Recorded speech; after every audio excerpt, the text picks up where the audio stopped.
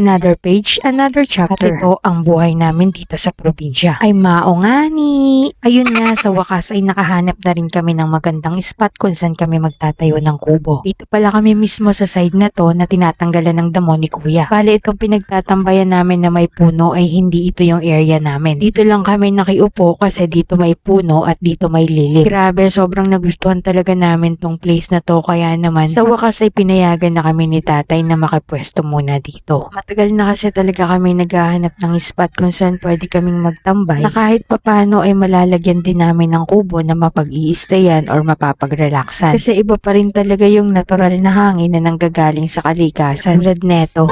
Alam mo kung ano yung maganda kapag nasa probinsya ka? Yung parang sobrang layo mo sa problema.